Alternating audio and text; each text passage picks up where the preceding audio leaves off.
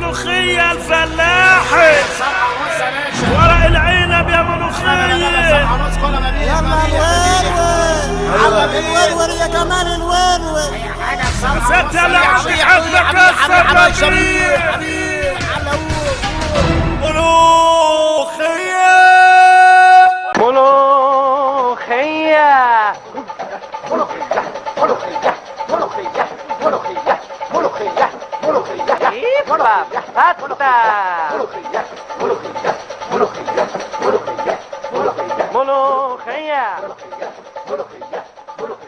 بسم الله الرحمن الرحيم. اهلا بكم حبايبي. النهارده باذن الله هنعمل الملوخيه. هنقطفها قدامكم ونخرطها ونطبخها زي ما انتم شايفين يا حبايبي. جبت الملوخيه اهي. هنعمل ايه؟ هنمسكها كده نقطفها. طبعا هنيجي من فوق كده، هناخد لها ايه حته بوزه صغننه كده بالشكل ده. طبعا هنجيب مصفى جنبينا ونحط فيها الملوخيه اللي هنقطفها بالشكل ده. هناخد طبعا الورق المنظر ده كده، وهنيجي من الاخر كده وناخد البوزه دي كده. ليه البوزه دي؟ بتديها عرق وبتخليها حلوه كده بالشكل ده. على طول هناخد الورق بالطريقه دي كده بالمنظر ده كده. انتوا شايفين يا حبايبي كمان لما نيجي نشتري الملوخيه نجيب الملوخيه الخضراء اللي بالشكل ده كده.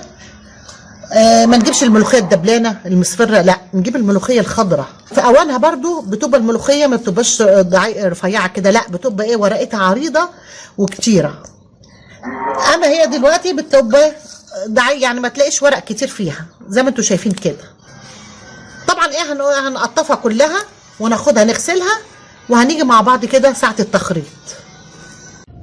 زي ما انتوا شايفين يا حبايبي، بعد ما غسلنا الملوخيه سيبناها تصفى، بس ما بنخليهاش تنشف، تصفى بس. هنجيب قرن فلفل حراق اخضر، وممكن قرن فلفل احمر، 4 فصوص ثوم، وهنحطهم على بعض كده ونخرطها. الملوخيه حلاوتها في التخريط بالمخرطه، ما تتضربش في الكبه او الخلاط لانها ما بتبقاش طعمها حلو. احلى حاجه ان احنا نخرطها زي ما انتوا شايفين كده يا حبايبي. نقول بسم الله الرحمن الرحيم ونخرط كده، ما بتاخدش وقت ولا حاجه، على طول بتتخرط بسهوله. اهي نقطع الفلفل بالمخرطه زي ما انتوا شايفين كده. بس حلاوه الملوخيه في القرن الفلفل الحراق.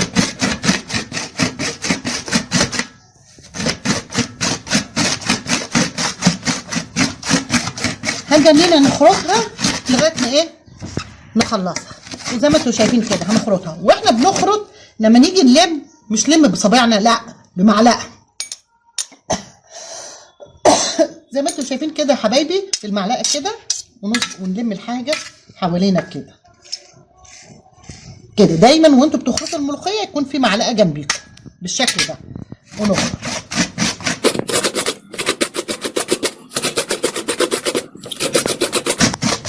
الملوخيه دي اكله جميله جدا، انا بحبها صراحه جنب الاكل.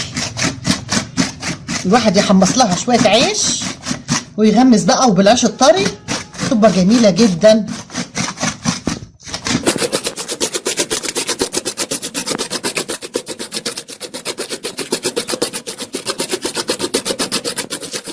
زي ما انتوا شايفين يا حبايبي كده خرطنا الملوخيه. طبعا شايفين قرن الفلفل الاحمر اللي احنا حطيناه مدي شكل جميل في الملوخيه ازاي، والقرن الاخضر بيدي لها شكل في الملوخيه وطعم بالمنظر ده كده. كده خلصنا خرط الملوخيه. هنعمل هنلمها بالمعلقه. طبعا ننضف كده المخرطه بالشكل ده كده، ونلم الملوخيه ونروح نعملها بقى، نسويها مع بعض كده ونشوفها بالطريقه دي كده. الملوخيه اتخرطت زي ما انتوا شايفين يا حبايبي.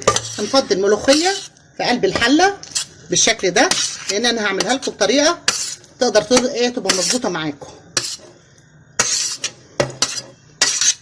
نجيب اللي في الصينيه كله كده نفضيه في الحله. نعمل كمان؟ هنجيب مرق الدجاج بالشكل دون، اللي عايز يحطها واللي مش عايز برضو براحته. هنفضيها فوق الملوخيه كده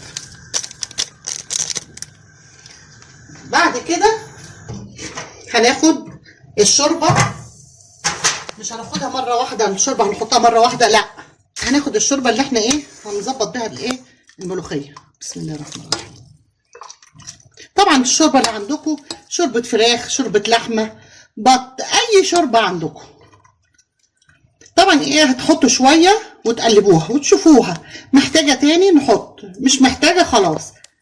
اما لو حطينا الشوربه الاول وبعدين كده نحط الملوخيه ممكن تطلع معانا خفيفه، ما نقدرش ايه نظبطها.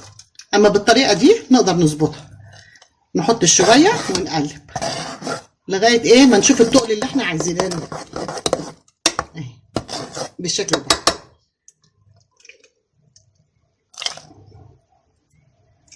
عايزينها تقيله، عايزينها خفيفه، زي ما انتوا عايزين. نروح مقلبينها. طبعا الشوربه مغليه، ما تبقاش شوربه ساقعه، لازم تكون مغليه.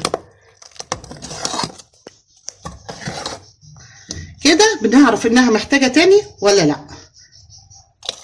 اهي بالشكل ده كده.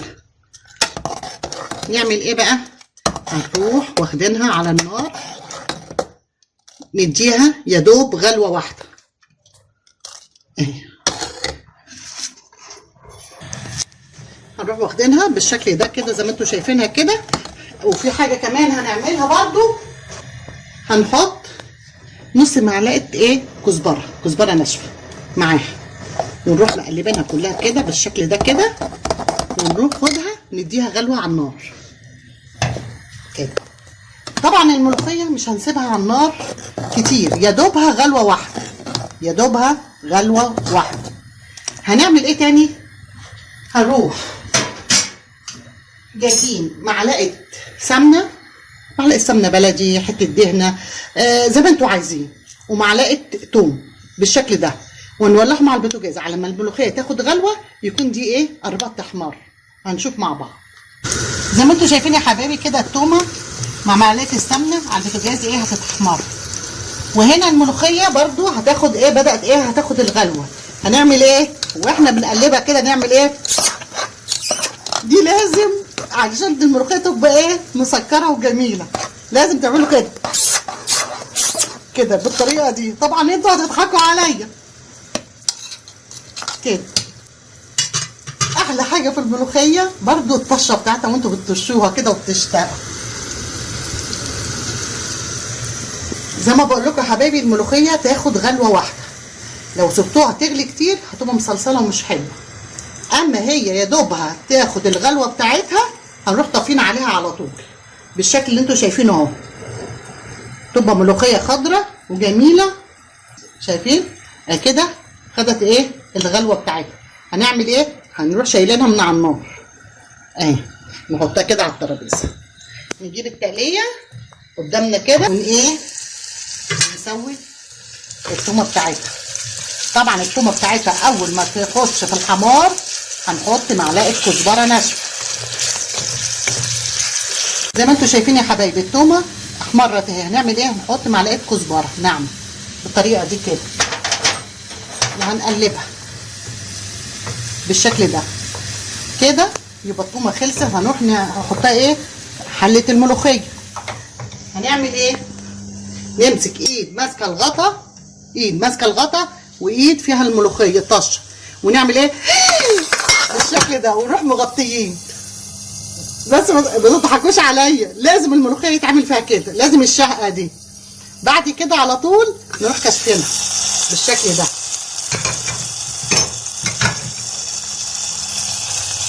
احلى ملوخيه من مطبخ ماما بطه. كان ابويا الله يرحمه ويحسن اليه هو وجوزها الله يرحمهم كانوا يحبوا مني يقولوا ايه بنحب ناكل الملوخيه الخضراء والرز من ايد بطه. كانوا يحبوها قوي، من لازم حتى لو رحت البلد اي حاجه بطه لازم هي اللي تعمل الملوخيه والرز. تبقى بالشكل ده يا حبايبي. نعمل ايه بقى؟ هنروح مقلبينها اهي بالطريقه دي كده، ونفضيها في طبق في طاجن زي ما انتوا عايزين. احنا بقى هندلعها هنحطها في طاجن النهارده. بسم الله الرحمن الرحيم. ونفضيها في قلب الطاجن بالشكل ده.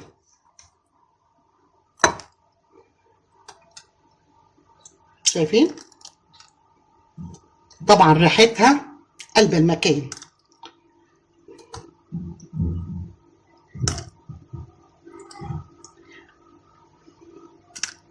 بالشكل اللي انتوا شايفينه ده حبايبي اهي. زي ما انتوا شايفين يا حبايبي، احلى طبق ملوخيه وشويه عيش جنبيهم. انا بحب العيش المحمص الصراحه، عيش محمص، عيش طري اللي يعجبكم. والقله بتاعتي ده بقى دي التلاجة بتاعتي. بره بيقولوا عليها البراد، هنا بقى دي يعني انا ما بحبش اشرب ميه التلاجة غير من القله بتاعتي. انا مسميه القله بتاعتي عزيزه، دي بحب اشرب ميتها جميله في الصيف. وزي ما انتم شايفين، لو عجبكم الفيديو اشتركوا في مطبخ ماما بطه واستنوني في فيديو جديد، والسلام عليكم ورحمه الله وبركاته.